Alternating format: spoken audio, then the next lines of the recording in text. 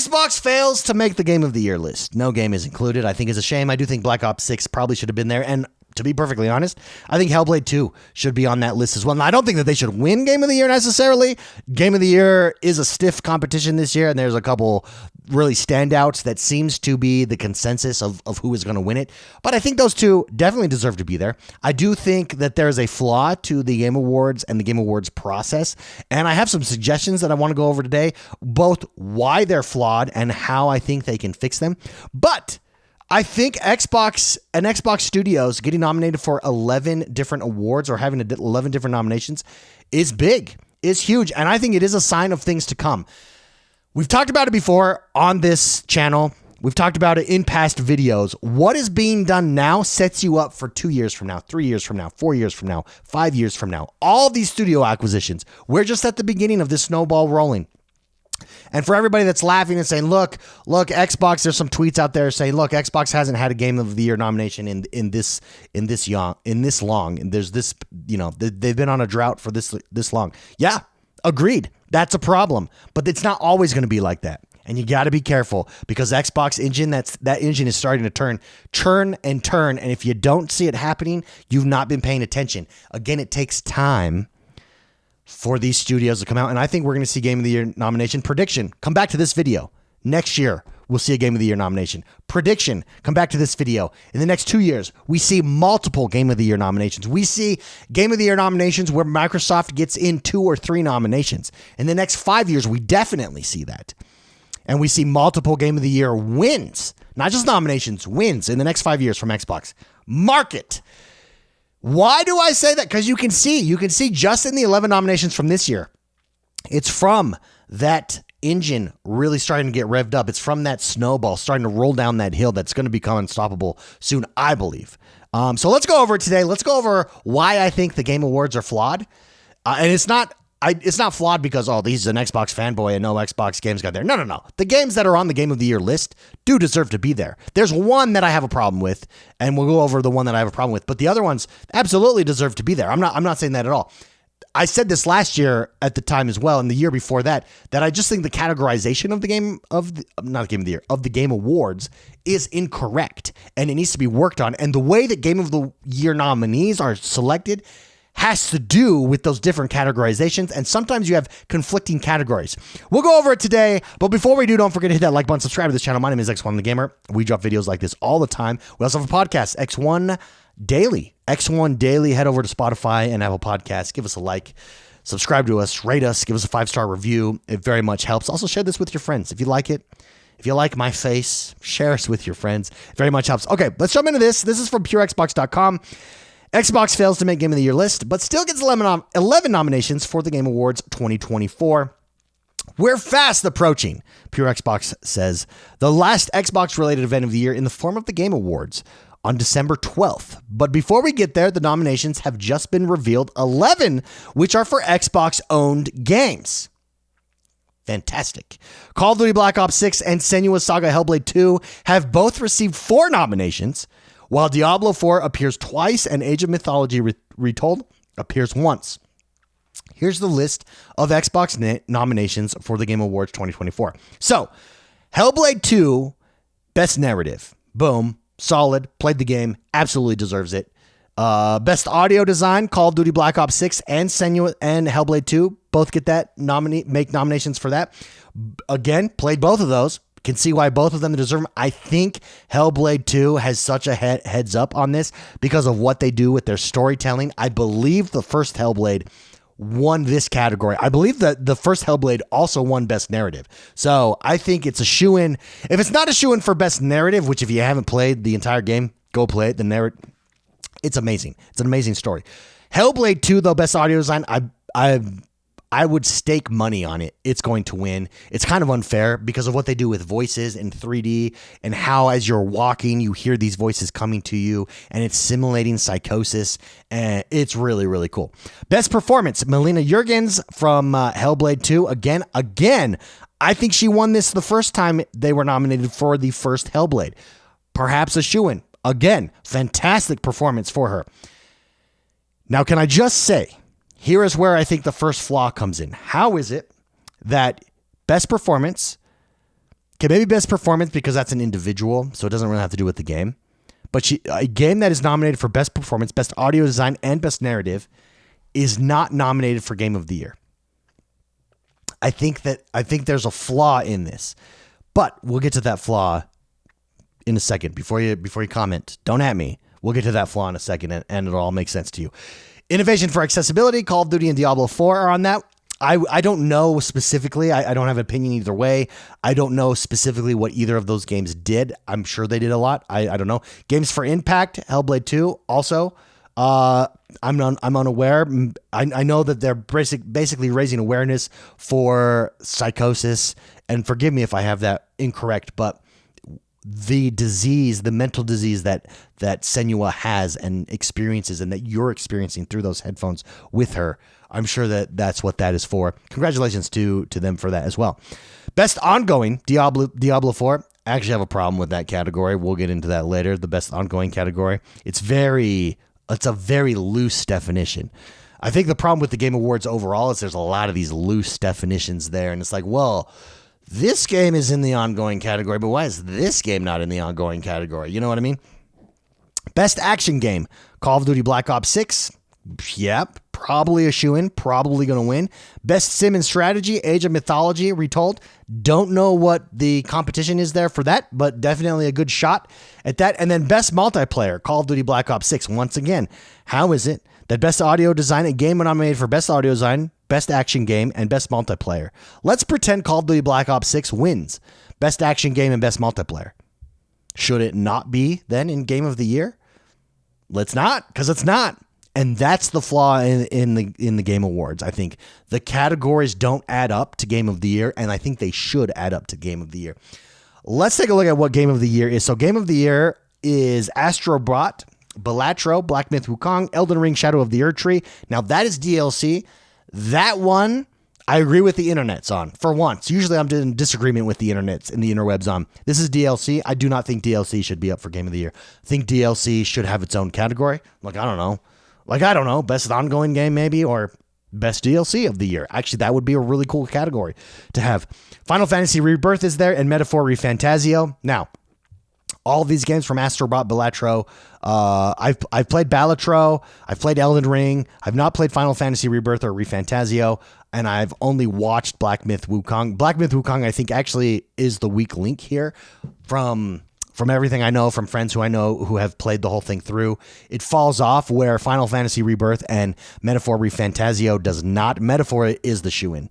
From the consensus seems to be that it's above and beyond every other game out there this year. It is the best game of the year, and I think it's going to win it, and well deserved. So, but let's get into some of the flaws with the Game of the Year awards. Well, first, before that though, we do have 11 nominations, and again, I don't think we can understate that's not bad. That's nothing to be ashamed of, and I think we're only getting started here, because think about next year. We've got, just in the next 3 weeks, this will be included in next year's game running. We've got the new Flight Simulator that drops tomorrow. We've got Stalker 2 that drops in a few days from Xbox, or rather an Xbox Game Pass exclusive. So irregardless, then we have Indiana Jones, then we have Avowed, just right there in the next 3 months. All those games could be on that next list. All those games could be and will be nominated for something. And that's not even counting. That's just the beginning. That's just through February.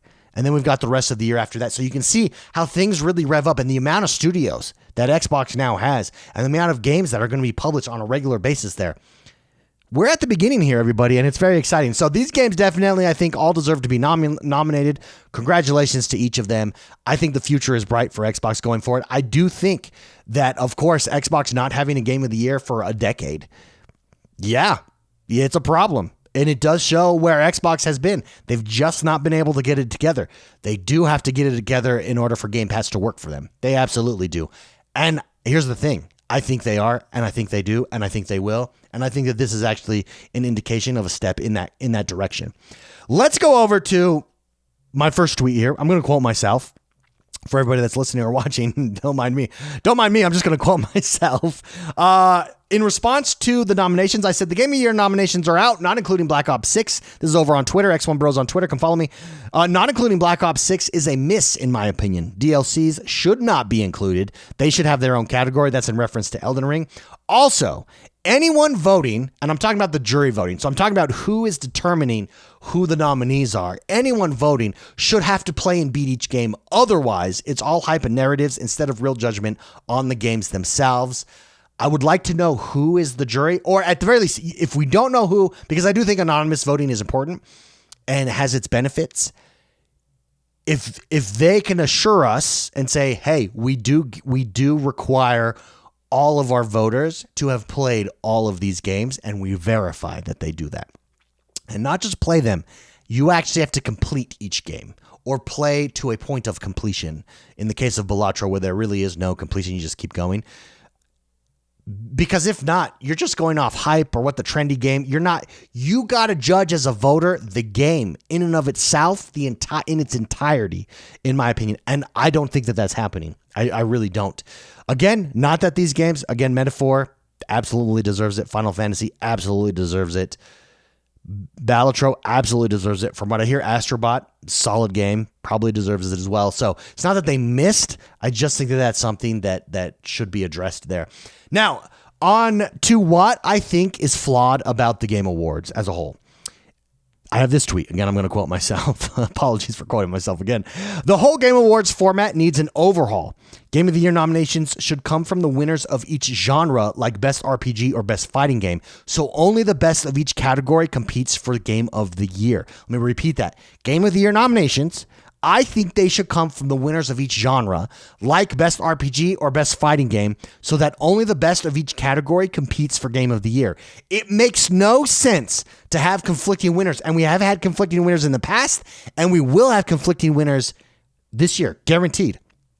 Where a game can win Game of the Year, but lose to another game in its own genre. That doesn't make any sense. A game that is Game of the Year would also, you would think, win in its own genre. And I'm not talking about like best sound design, because that's different. You could have great sound design. You could break world records or break the industry, be doing revolutionary new things with sound design, but your game sucks. That's not what I'm talking about. I'm talking about best of. So Call of Duty is best multiplayer game. Call of Duty, best action game. If it wins both of those and it goes up against, I don't know, another game that could be Game of the Year, and why is it not in Game of the Year, a Game of the Year nominee then? I actually don't think Game of the Year nominees should be announced beforehand, personally. I think they should come night of, and you have voters, and you have maybe you take a percentage of the audience vote that's live or something. I don't know. But I think that we shouldn't know Game of the Year category fully until all of those rewards are out, and the winner of each one needs to be a nominee. Personal feeling. I think that would fix a lot of the flaws with how Game of the Year works. And the biggest flaw in my mind is the conflicting winners. Last year we had it guaranteed. We're going to have it again this year. So let's take a look actually at Game of the Year. Excuse me. So I don't care about the best game direction, best narrative, best art direction, best score, music, best audio design, best performance. All of that to me doesn't. Best community support is a game. I want to see who's nominated for this. I think this is a flaw. Here's another flaw. I think some of the categories, like best community support. Well, Helldiver's not going to win that. Helldiver. How is Helldivers on there? Best community support. Literally, Helldivers tanked its audience because of their lack of community support, because of their antagonism towards the community by their community managers. Are you kidding me? How is Helldivers there? Fortnite makes sense, absolutely. Baldur's Gate 3, 1,000% makes sense. Also, Baldur's Gate 3, how can it be nominated as best community support when that game won Game of the Year last year? That category doesn't make sense to me. I think all games outside of DLC and maybe the ongoing category or something needs to, maybe you just don't have best community support. I don't know what that means. That category, recognizing a game for outstanding community support, transparency, and responsiveness. Okay, again, how is Helldivers in there? Not that Helldivers maybe hasn't fixed their ways. Literally the entire hubbub that tanked Helldivers audience numbers in the first place was due to lack of transparency, lack of responsiveness, and this third one, inclusive of social media activity and game updates patches. Now, maybe they nailed it with their game updates and patches. Okay, but on everything else, they definitely should not be there. So that's an example of a flawed category, I think, in my opinion. So again, I think we need to cut down these categories. I don't know that should be a category. Best debut indie game. Okay, so why? Excuse me. Why is best debut indie game and it not just best indie game? Weird category. Why? Let's see what this one says. For the best debut game created by a new independent studio. Well, okay there. But again, if you're only counting games in 2024 anyways, like it could just be called best indie game. Unless, do you have a best indie game category? Again, this is where I think the problem is. There's categories that don't make sense. There is no best indie game category. Okay. So let's see. Best action game, best action adventure game, best RPG. The RPG one is where we're going to have conflicting winners.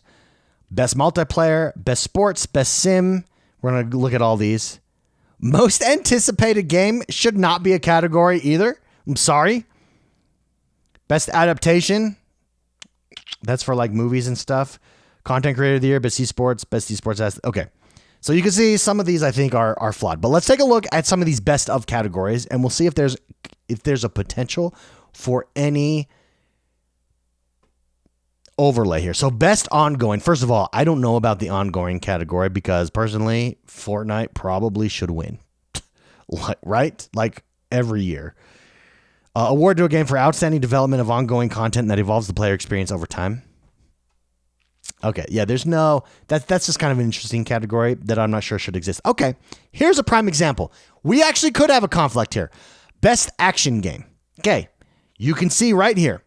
We have Call of Duty Black Ops 6, not nominated for Game of the Year. And we have Black Myth Wukong, nominated for Game of the Year.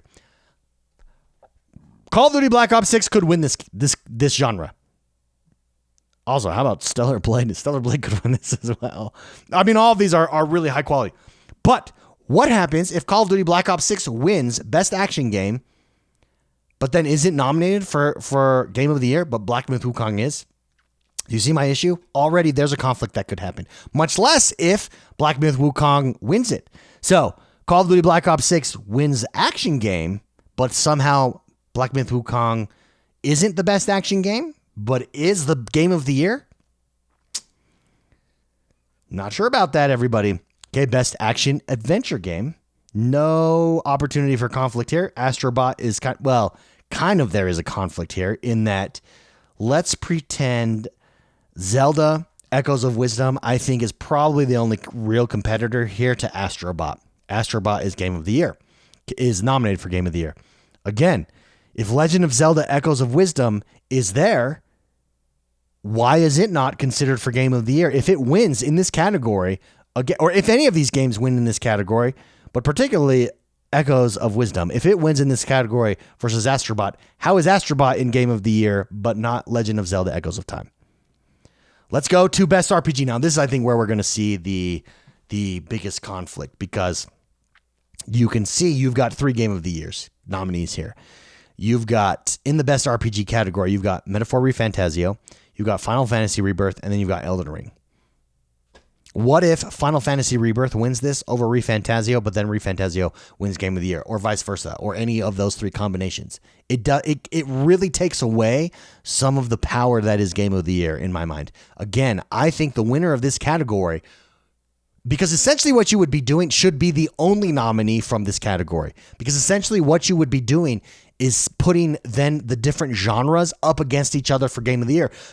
Because what you never see as Game of the Year is a racing game. But maybe a racing game is the best game that year. Maybe they do stuff that's like, whoa, look at the progress that was made here. Why not? Why not put, or a sports game for that matter, why not put those categories up against each other for Game of the Year? This is the biggest one. Best RPG, absolutely huge clash. Best multiplayer game. No chance here. Again, you've got Call of Duty. I think this one is probably between Call of Duty and Helldivers 2. Warhammer is good and solid, and congratulations for them. It's not at the same level as Call of Duty Black Ops 6. And then I would even say Helldivers. The success that Helldivers had. So here's an example. Excuse me. Why not put this up against like best sports racing? These games never make game of the year. Yet they're some of the biggest selling games of all time. F1 24, WWE2K, Top Spin, NBA, EA Sports. How is NCAA not on there? How is NCAA not on there? NCAA is one of the top selling games this year. How is it not in the best sports games? How did it not even get nominated? Explain to me how it did not get nominated. Again, I guess I'm talking about it, so there you go. But do game journalists play these games? Anyone? You don't have one of the top selling football games that crushed it in sales on it. It crushed it in sales for a reason. It was really good. And then you got the best sim strategy, last but not least. And this one is interesting to me as well. Oh, Kunitsu. Very nice. Manor Lords is there. Manor Lords may win this, actually. Age of Mythology retold right there. Xbox Game Studios. Well done. Well done, and congratulations. Xbox is pretty strong in the strategy sim scenario, in the genre there. But you see my point? Like, why not put the best categories, especially in these best sim of each of the genres? Because you could win your genre but lose Game of the Year, or not even be nominated for any Game of the Year. Well, the thing is, if you're best in your genre for that year, are you not in contention for Game of the Year? I would say yes. It'll be interesting to see. I don't know if anyone agrees with me. I'd love to know what you guys think. Do you agree with me? Do you disagree with me? Do you think that it needs to be reworked? Do you not? Do you think I'm overstating it? Do you think Xbox with 11 nominations is good? Do you think it's bad? Do you think it's underperforming? Do you think it's right where it's at? Do you agree with me that in the next 2, 3, 5 years, we're not only going to see multiple game nominations, we're going to see multiple Game of the Year wins from Xbox? What do you think? Let me know in the comments below. Thank you very much for tuning in, guys. Again, don't forget to hit that like button, subscribe to this channel. My name is X1 the Gamer. We do this all the time. Have a great rest of your day. We'll see you guys next time. Bye-bye.